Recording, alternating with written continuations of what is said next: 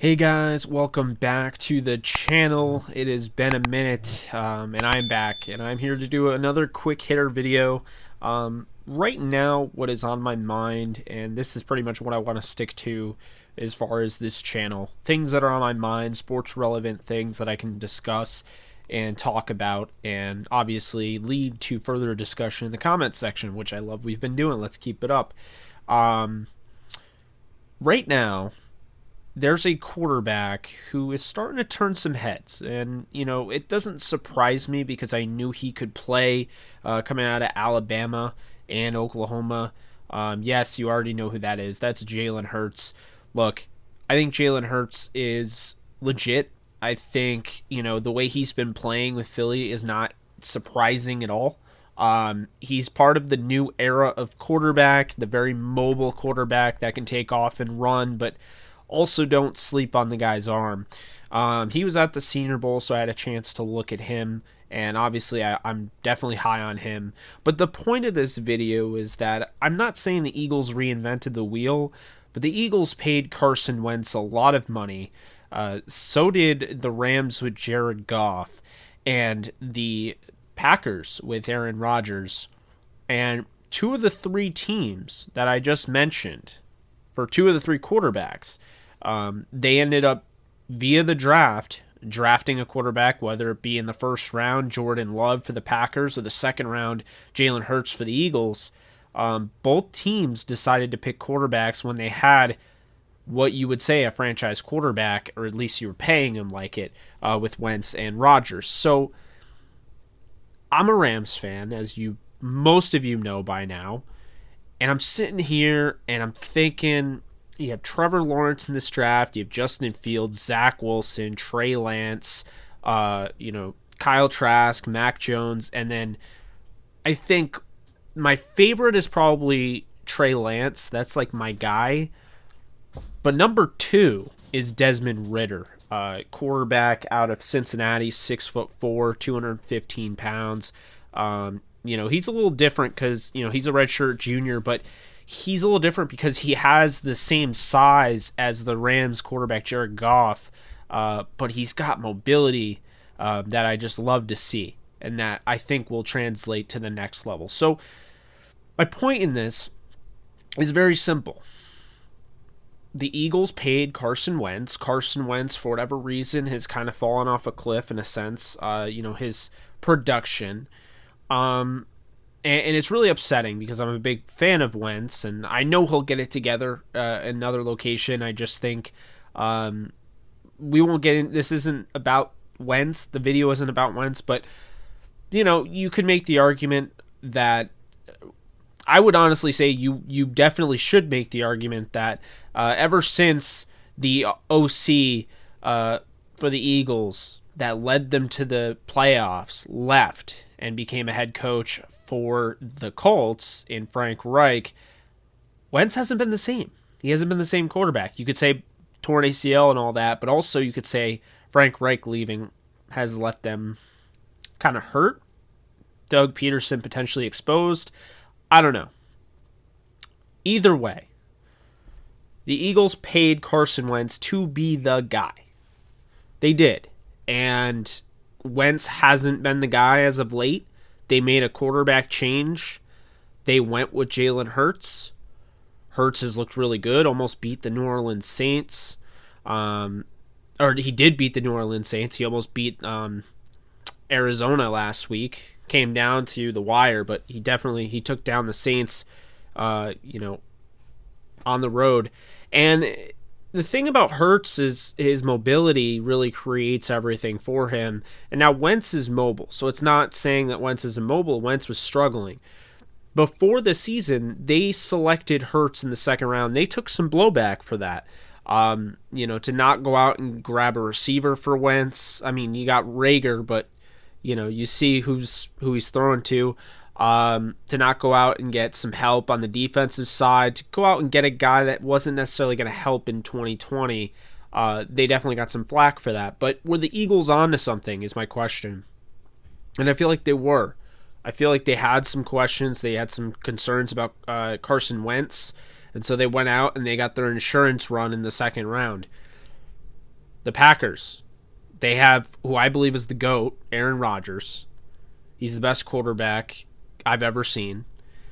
And the Packers go out, and in the first round, whether you agree with it or not, they could have gotten Aaron Rodgers another weapon, another tight end, another receiver, help the defense. Instead, they drafted Jordan Love out of Utah State. Jordan Love is a quarterback. Aaron Rodgers is signed to a long-term deal, just like Wentz was, and both teams took quarterbacks in the draft. The Rams with Jared Goff. They drafted a running back to help Jared Goff's offense out in Cam Akers in the 52nd overall pick. And then 57th, they went with Van Jefferson, wide receiver out of Florida. And then in the 4th round, they selected Bryson Hopkins out of Purdue, tight end. So the Rams, 3 out of the 5 picks, they went offensive weapon for Goff. And these other teams, like the Packers and the Eagles, sure, they may have gotten an offensive weapon, but they both drafted quarterbacks in the first 2 rounds. It makes you wonder if they're onto something. It makes you wonder if what they're doing is correct. Right now, the Rams are sitting there at 9-5. You'll see this video before the Rams-Seahawks game comes up. I'm recording this the night before, but you'll see it probably the day of. But the Rams have not played Seattle yet. They're 9-5, coming off a loss with the Jets. They are in jeopardy if they don't win the next 2 games. They're in jeopardy of not making the playoffs. Now, if they win one and they lose one, they're going to make the playoffs. They just won't win the division. If they lose 2 of them, they need the Bears to not win out. So it's not the easiest thing, but it's not the hardest thing either. It's still possible. If the Rams were to miss the playoffs for 2 straight seasons, I don't blame Sean McVay as much as I blame Jared Goff. And Jared Goff is getting paid a ton of money, over $30 million a year. So is Wentz. So is Rodgers. The Rams don't have that insurance run. Packers and Eagles do. Now, why would the Packers have drafted anybody with Aaron Rodgers? Well, Rodgers is getting up there in age. He's in his mid-30s. Carson Wentz had durability issues, and he's been struggling. And Jared Goff has had no durability issues. That's his biggest trait. Is fact, this guy is always on the field. He stays healthy. He doesn't have anything wrong with him. But he turns the ball over, and he has also been struggling. So why didn't the Rams go out and grab insurance? Well, they have John Wolford, somebody that I like, a mobile quarterback. He's super Russell Wilson light, as in, we've never seen him play in an actual game, but when he gets a chance to play in preseason, he's looked like Russell Wilson, super Russell Wilson light. And then Bryce Perkins, who I like as a developmental quarterback to stay on the practice squad, develop, and maybe give him a shot someday. But if you're looking for the Rams to grab their insurance guy this year, I don't think they're going to go out and sign Matthew Stafford or trade for him or get anybody like that. But I do think, I mentioned him earlier, Desmond Ritter from Cincinnati. He is the guy that you would definitely want to consider going after. There is a reason why Cincinnati was so good this year, and I think a lot of it was due to Desmond Ritter, dual threat quarterback in his own right, big arm, very athletic. This is somebody, he has that size that Goff has, so you don't have to worry about him being undersized. He's not a short, stocky guy. I mean, he's tall. I think when you look at him, you want to see more consistency out of him for sure, and obviously the ball placement needs to get better. But when you look at Desmond Ritter, in my opinion, Ritter has an opportunity to be one of the best quarterbacks in this draft. And Ritter offers everything you want. The dual threat quarterback, you can't find many elite quarterbacks in this league now that aren't dual threat. And you could say Rodgers is dual threat. It's becoming that type of league. When you have defensive ends that can run 4.5s, That's why. When you have a Brian Burns coming off the edge or a Chase Young, you have to be able to run away from that. You have to be able to get out of that. So that's one thing I like. I like his vision when he has the ball in his hand and he's running. The guy can take a hit. He can break tackles. He can bounce off them. And he does a nice job, in my opinion, kind of going through his progressions and climbing up in the pocket. And, he shows a lot of poise. And so for me, he's not, he could go in the first round. But for me, if I'm the Rams, I don't really care the rest of the year. Unless, they win the Super Bowl, then they're not going to, or even bother with this. But with what the Eagles and Packers did, I think the Rams needed to take a look at. I think other teams need to take a look at if they have those quarterback contracts that they have to try to get out of. Look, you're not going to get out of a Wentz contract or a Rodgers contract. I'm not sure you'd want to get out of a Rodgers contract, but with Wentz, you're not going to get out of it in a sense you don't have anything, you don't have any scars. The Eagles are going to have scars. Hurts is going to start. Wentz is going to sit the bench, but the point of having Hurts is not you automatically get that cap back. You lost that. You screwed that up. But the point of Hurts is that now you have that insurance where you drafted a guy in the second round where you're not forced to play the guy that you're paying all that money to. It's like, and I get it because it's like, baseball-wise, I'm a Yankee fan. So with Alex Rodriguez, when the Yankees signed him the second time, they were forced to play him. Even when he wasn't the best option at third, they were forced to play him because of how much that they were paying him.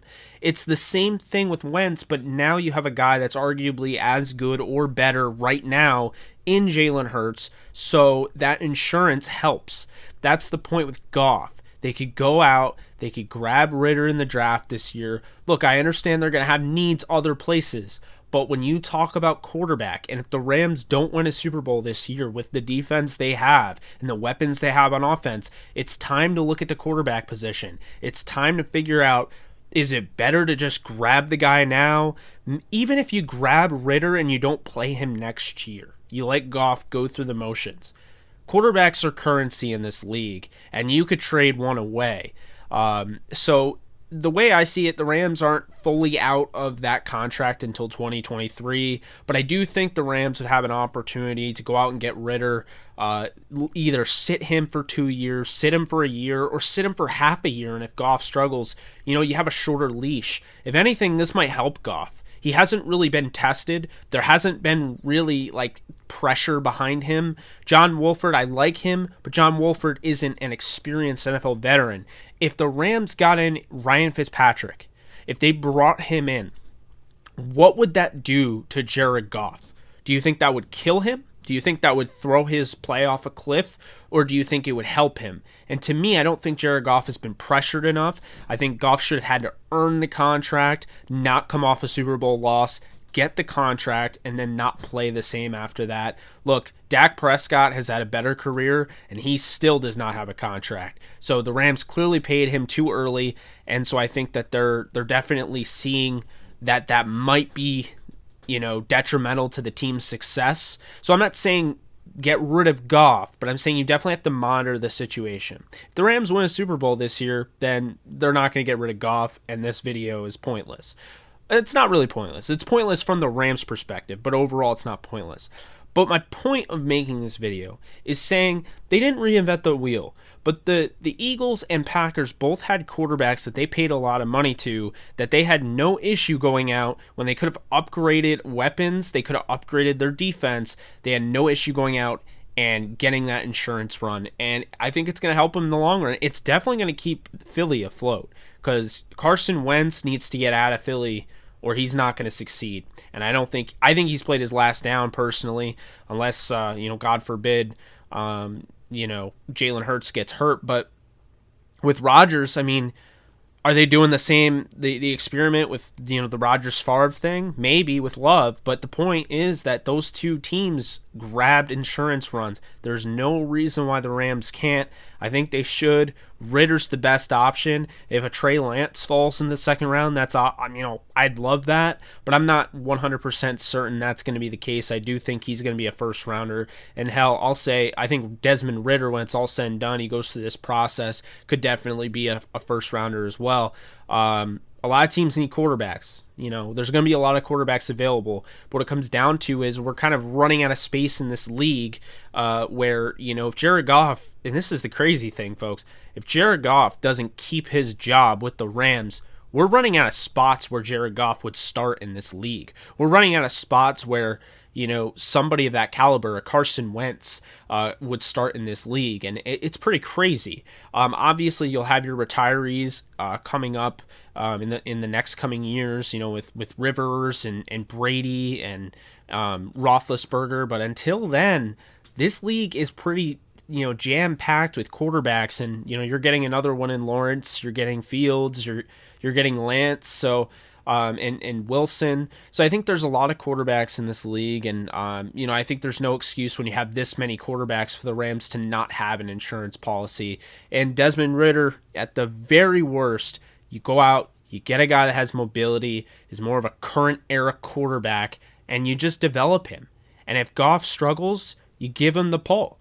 If he doesn't struggle, then you have Ritter, who ends up being like a Garoppolo second rounder that you trade away for another second rounder. I don't see the issue with it.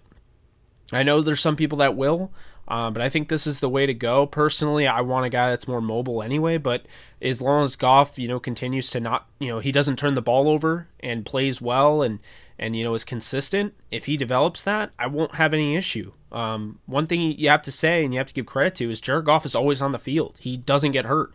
He just doesn't. And the best availability, the best ability is availability, and Goff has that. So as long as he stays healthy and continues, he grasps the consistency factor and fixes his deep ball, there's no reason Jared Goff shouldn't be the Los Angeles Rams starting quarterback for the foreseeable future. But if he continues to struggle, and he's shown that, he doesn't get better, and he keeps showing those rookie mistakes that he shouldn't be having in year 5, the Rams are going to have no choice but to go out and get that insurance run and potentially replace him. And so I think the Eagles were onto something. They didn't reinvent the wheel, but I definitely took notice for what they're doing with Jalen Hurts. You should as well. And we'll see. We will definitely see. Sean McVay never drafted his guy. He's stuck with Jared Goff. Goff was drafted the regime before McVay, so it's definitely an interesting prospect there, but we'll stay tuned on that one. But thanks as always for tuning in, and be doing more of these. It was supposed to be a quick hitter, but we're almost at the 20-minute mark. But again, I appreciate you guys tuning in, and this is Jake Ellenbogen, and I'm signing off. Later.